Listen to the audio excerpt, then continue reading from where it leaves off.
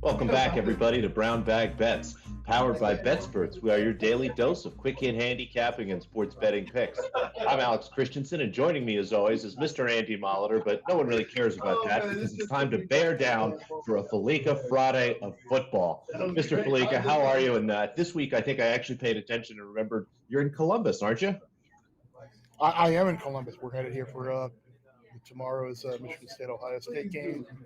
Noon kicks. It should be should be a good show. Start outside, move inside. Don't know how competitive the game's going to be, but it'll be a good scene. Nice typical Midwest gray type morning. Sun comes up and then it goes down like it right before noon. So looking forward to football weather.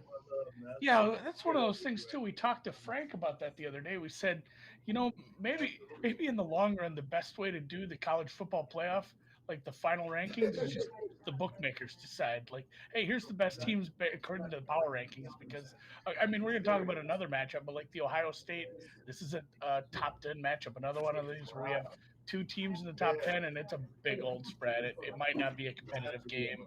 Somebody's Heisman candidacy is probably lost tomorrow. It'll be still. I'm still going to probably watch this. I'm excited for, especially. I have a bunch of Stroud tickets. I need him to do well. Well, I think that's the most compelling thing from a betting market to get ahead of, and you probably missed it already, even though the number just stole some wiggle room for the number to move. But that's the thing. I think if the favorite scenario plays out here, you're looking at Ohio State winning the Big Ten, which means Kenneth Walker loses tomorrow, which means Bryce Young loses in Atlanta to Georgia. And then, while I don't necessarily think like a player with 2 losses can't win the Heisman, I think you just have to put yourself in how a lot of these voters vote. And I think that would maybe certainly make C.J. Stroud the betting favorite. I think he's probably around, plus 180 or so right now. I think he was at Circa. So I think by the time Conference Championship Saturday ends, C.J. Stroud will be the favorite in the Heisman market, despite the fact that in actuality, he's probably the 4th or 5th best player at Heisman. Yeah, it's not always the best player. It's one of these goofy awards, and yeah, it's true. It's I think he is the favorite in some places, but essentially co-favorite. Yeah, I mean, just it's real close. He's co-favorites with Bryce in a couple places. So Yeah. We'll head again. This is the one I alluded to. We'll head out west for a team who is in the college playoff, if it started today, heading to Utah to play the 23rd best team according to this, and this is where it gets ticklish. Like, it is a road game. It's a very, very tough road game. It's a tough place to play, and if it were just to happen according to the odds, Oregon's season's done, I guess. They're the underdog here. They're going to need this one, and they're going to need to do it twice essentially. How would that work? I mean, we can talk this game too, but if they were to get the mild upset here, Utah's path to the conference championship is still pretty open. They're still there.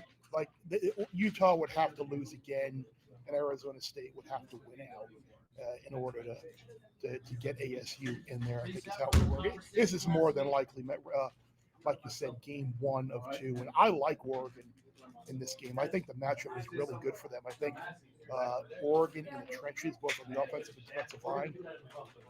I think with Anthony Brown in the quarterback running game, Travis Dye running, I think Utah's going to have a hard time scoring points on Oregon tomorrow. I know it's a little bit of a contrarian play. A lot of people just keep expecting Oregon to lose and they want something more, something better out of a team that's ranked 3rd in the country. But I think this matchup favors Oregon tomorrow, and I think it would favor them again in Vegas if they wind up playing again for a second. I'm on Oregon money line at +3.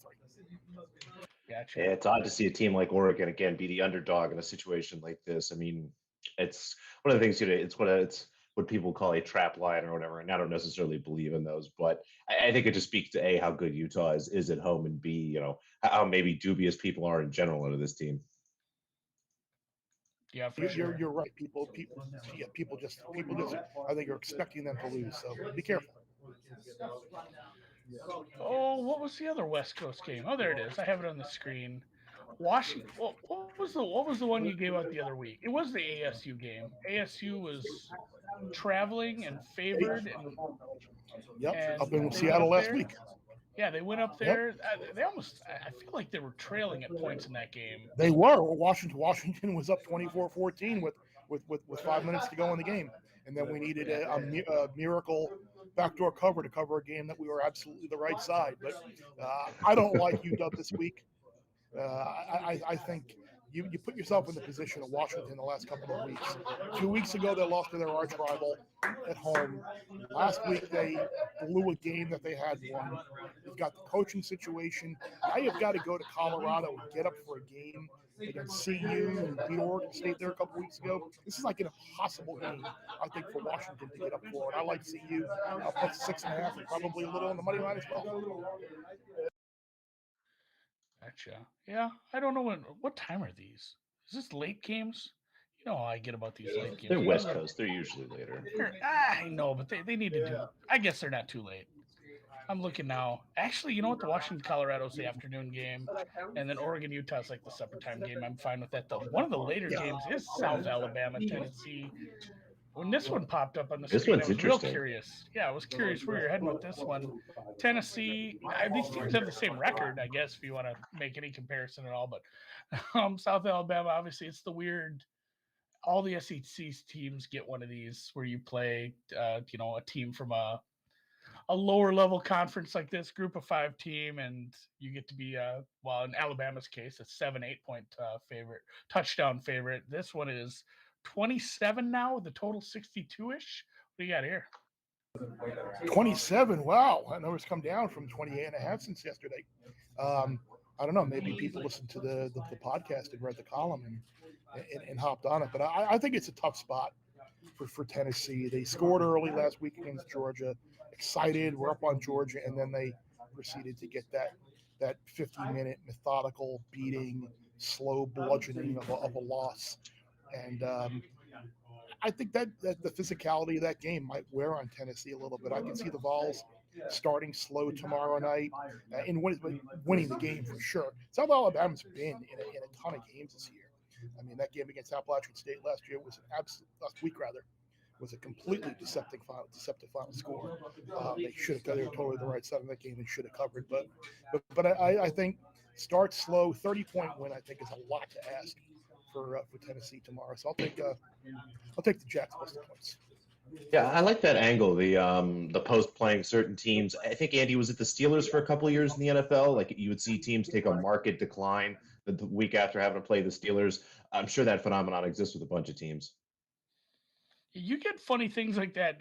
Go see how teams perform sometimes after playing a service academy or a triple option team for that matter. Like go get your legs cut out from under you for 40 minutes when they hold the ball for those 22 play field goal drives down there at West Point, and see how you play the next week, especially if it's a short week or a tough opponent. But no, that's for sure a thing. And yeah, Tennessee looks squirrely for like 5 minutes, and then was like, oh no, this isn't happening. This isn't happening at all. Georgia's just gonna do what they do, and they looked fine after that, and obviously covered quite handily. And I'm not sure Tennessee really scored after that. I think they ended up some garbage points late or something. But yeah, it was all one-way traffic from there.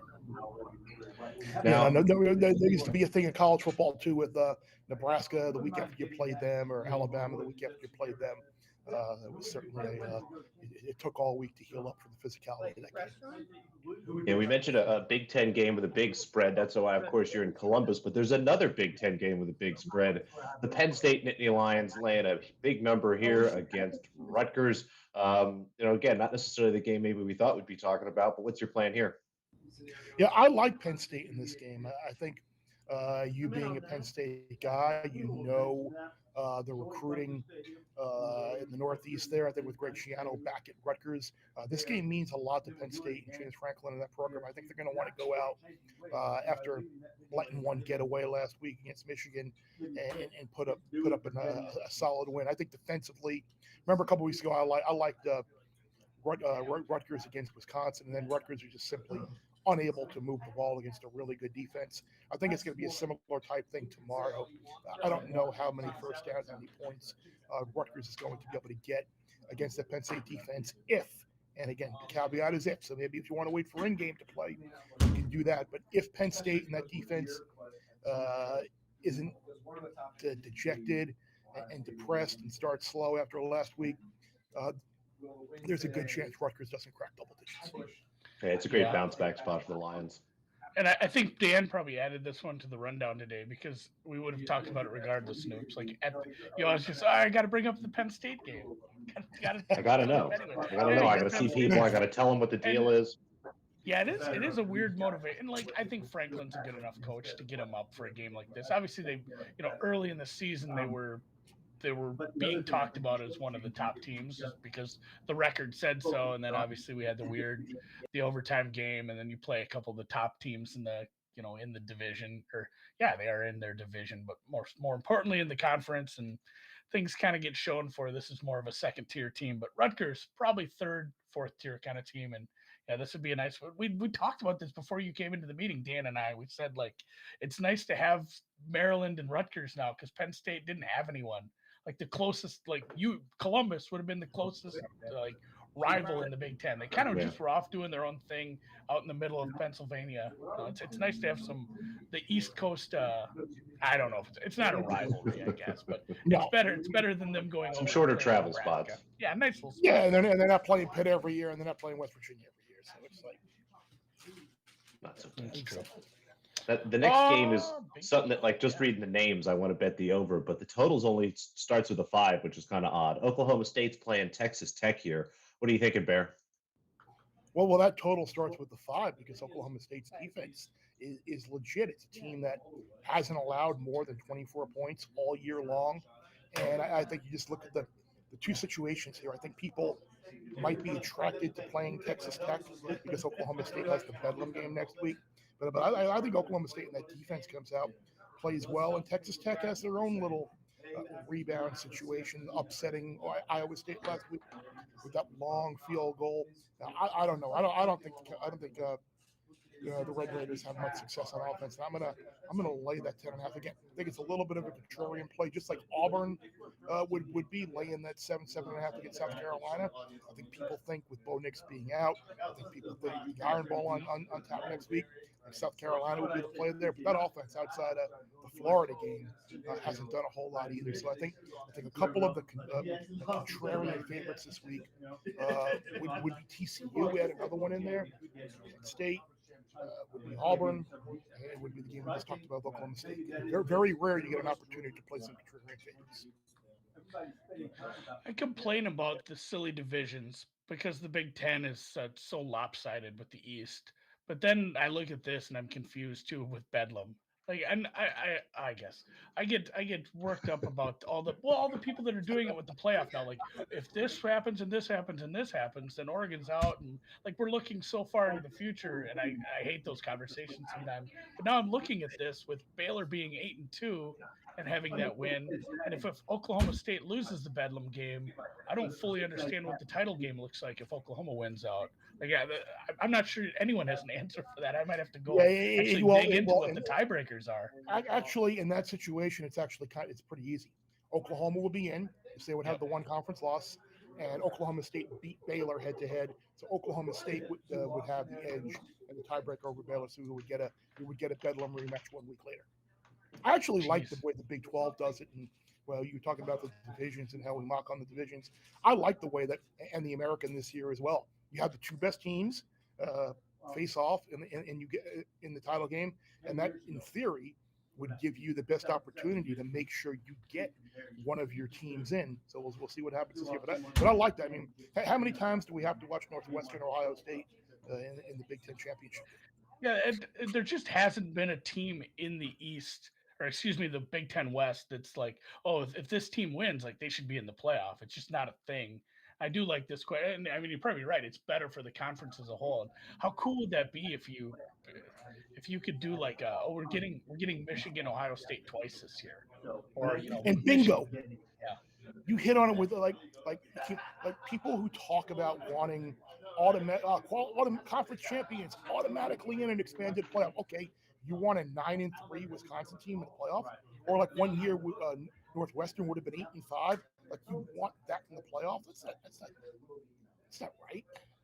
No, even if you do end up in, even if you end up in like a 12 team, whatever they want to do eventually down the line, like if you're going to automatically take conference champions, you want a couple of one-loss teams going at it, and maybe one of those teams only lost, in a situation like, I always forget. It's been so long that since the Oregon game for Ohio State. Sometimes I still have them undefeated in my head. Maybe I'm just so incepted by my Stroud tickets, but having a couple of one-loss when you have some one-loss teams going at it, like you're going to get a good team that's your conference champ. There isn't going to be Northwestern just had it that day, and now we have a kind of a squirrely weird team in here, and it's going to make for a weird playoff. But yeah, I digress. I'm happy with that. I'd love Bedlam twice in a row. That's fine with me, especially double Bedlam. Yeah, double Bedlam. You can't get better than that. So it's funny too, because we're talking about the playoff, and like I think over the next couple of weeks, people are going to say, the SEC title game doesn't mean anything. Georgia's in the playoff, but while yes, they would be in the playoff if they lose, don't say the game means nothing for Georgia, because it absolutely means everything. So like if Georgia were to win, that means they're number one, and you're probably going to play Cincinnati or Notre Dame maybe in the semifinal. If you lose, not only does Alabama didn't get in the playoff and be number one, you're going to fall in that 2-3 game and like Ohio State. Like that's a massive stakes game in Atlanta for Georgia in 2 weeks. Yeah, the difference between playing in the 2-3 and getting to play, because I think there's a gap everywhere, but that gap between 3 and 4 is going to be pretty big this year. Yeah, getting that one, it's not a bye. You still got to go out there and execute, but it's about as close. It's getting a team that's 2 touchdowns worse than what you would if you're in the 2-3, and it's a trophy. It's hardware. You get to rub that in Bama's face. Like they don't want to lose to Bama. You never want to lose that game. They've lost that game plenty of times. So no, I agree. I think it'll be an opportunity for Kirby Smart in Georgia to get over that mental hurdle and probably launch them to win a national title. It'd be nice. I'm cheering for him. Dan's cheering for him. As am I. Georgia. Dan's had a good year. If Dan could get the Braves and then Georgia, that's one hell of a year. Yeah, but he did go to Texas, and we're able to tease him about that program once in a while, like all year long. We do clearly, but we don't necessarily know. Yeah, the internet does a good enough job. I was so willing to sacrifice my Kansas under one Big 12 conference win for ticket, and if you can guarantee me a push on that now, like I was ecstatic that Kansas won that game. I was willing to punch it aside, I get the push, get the refund to have Kansas win that game. That was great. Yeah, that was the Big 12. Even though the totals aren't what they used to be, the Big 12 continues to be wild, and I commend them for that. That's what makes it worth it. That was outside of the Oklahoma game. I think I've watched more Big 12 football than Big 10 football, just because it's been entertaining finishes for me. So, but we'll let you get back at it. We appreciate your time. We wish you the best of luck again this weekend. Enjoy Columbus. Enjoy the game, and we'll see you back here next Friday. Same to you guys as well. Thanks, Bear. See ya. I didn't bet anything today. Nothing, not a single thing. I didn't have any time to look at is there college not a football golf, tonight? not a college basketball, but golf has already started. That's what's sometimes about the timing of this show. And you mentioned it all the time with tennis. Like golf is underway. It's East Coast golf. There's a little bit of football tonight. I can't pull gems like Louisville first half out of my butt every day. No, they I thought that's why I thought that's why you're here for stuff like that. No, they just made Duke look so bad. Got to get that magic money back. I forgot. So I was watching the NFL game, obviously, and I forgot that game was on until that Malik Cunningham run. I don't know if you've seen the clip of that. The quarterback for Louisville had it wasn't even like, oh, he's so good. It's like Lamar Jackson 2.0. It's like Duke can't tackle anybody. And those are better. He ran through maybe like 13, 14 tacklers because couple guys had a couple shots at it. It was a very long play. I saw it on my timeline. I'm like, oh, trying to look at the score bug in the corner and be like, oh shit, I bet this game. Am I up? And clearly it was like 28-6 at that point. So congrats to that. And yeah, today we'll just close it out with some NBA then. So I'm watching it now. I'm up to at least 5 missed tackles here, and I think he's gone at this point, but no one even gets a chance to bump him on the sideline. Wow. Way to go, Duke. Yeah. But yes, the good news is, Andy, it's Friday. There is a bunch of basketball games on tonight. There's 9.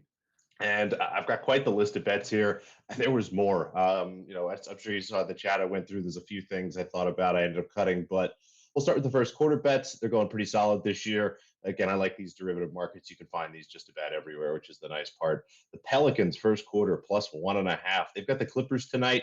Clippers in a little bit of a tough rest spot. They continue to have a very thin bench. The Pelicans have been a very solid first quarter team all season, even without Brandon Ingram, who's now healthy and been playing the last couple games.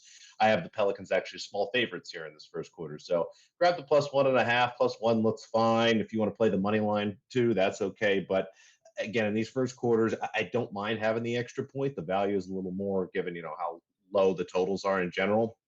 It's something I've been looking into, but again, I try to stick with the points. It can be hard to find the money lines anyway. The Detroit Pistons plus 2.5. This is another, again, team. You look at these lines, a lot of these bad teams start games well and then get worse kind of as the game goes along. And the Pistons tonight should have a chance to start well against a Warriors team that just should be exhausted. Again, another tough spot, a 3 and 4 back-to-back for them, possibly a few other things. I can't remember if it's a 5 and 7, but again, just a really tough rest spot for a Warriors team that I think is likely maybe even to rest some people. So this is a nice way to grab some value and you don't have to be sweating your Pistons ticket all the way through, which has been tough. Couple full game numbers. The Suns minus 7.5. This was actually a late ad for me the other night. They're playing the Mavericks for the second time in a row. Grab the Suns -8. They won by 7, much to my chagrin. But going back to the well here tonight, was able to get a 7.5. Starting to see some 8s and 8.5 popping up. I'm fine playing this out to -9. I have the Suns as pretty big favorites here. They're rested. They've got everybody. It'll be the Mavericks' second game without Luka Doncic, which is generally where you start to see that big decline from losing your favorite players. So, -8's fine, -9, anything single digits I think looks just fine. The Sacramento Kings -3.5. The Kings are a team that the market I'm struggling to figure out kind of where their ranking is here. I mean, this Toronto Raptors team they're playing tonight, again, it's a tough little travel spot for them. Their roster's starting to thin out from an injury perspective, and they just really haven't put it together. We haven't seen this young team really do anything, whereas the Kings are kind of chugging along here the last couple of games. Having Tyrese Halliburton back has made a big difference. They're at home, only laying 3.5 points in a spot that I have 6, could make a case to even tweak it up to 7, depending on how you feel about some of the rest stuff. Thunder team total under 100.5. The Bucks, I think, win by a ton tonight. They're laying 13 points. I don't hate that, but I think the better angle here is to look at a Thunder team that have struggled to score 100 points for the last couple of weeks. Outside of that kind of hot week that they had, really all season they've struggled to score over 100 points. You've now got a fully healthy Bucks team, should be bringing all the defensive effort we've come to expect from them in these games.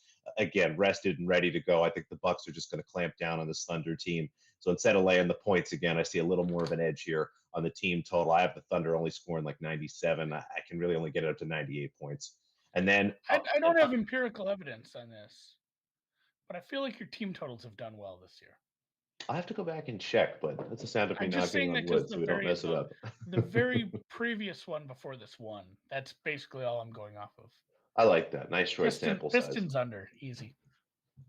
We're thought about that tonight, but it's a tough spot for the Nets. So we're going to tuck that one away. And then this one's moved a little bit. Pacers, Hornets. I was able to get this at 215.5. It looks like it's ticked down to 214.5, 214. I would draw the line there at 214. I have this total at 211. Right around there. It's not too many things I tweaked to get it outside of that number. But, again, the Pacers have been a fairly slow-paced team. The Hornets have been a quicker-paced team overall, a little slower in the last week. And I just think that although Charlotte's at home, Indiana has the talent overall to kind of dictate how this matchup goes. I think they're really good at dictating pace and slowing things down here a bit. So happy to grab an under and continue to ride the under wave, which popped back the other day. I think it was either yesterday or the day before. They were like whatever in one. Yeah, all of the games in one. like total games -1 and 1. That was the record. We don't remember how many games there were. So shitload of NBA. If you want to look at some, I'm sure Drew will have his fatigue thing up later. If you want to look for that, he'll tweet it out. Yes, definitely. On the app, I'll get my full card up on the BetSperts app for the football games this weekend. I'll probably bet a few college games tomorrow just for funs. I'm 2-1 on the week. I should have just left that one total away. I would have had a perfect college week. Could have just retired off that money, but alas, not meant to be. So thanks for hanging with us this week, and we'll catch you next Monday. Have a good weekend.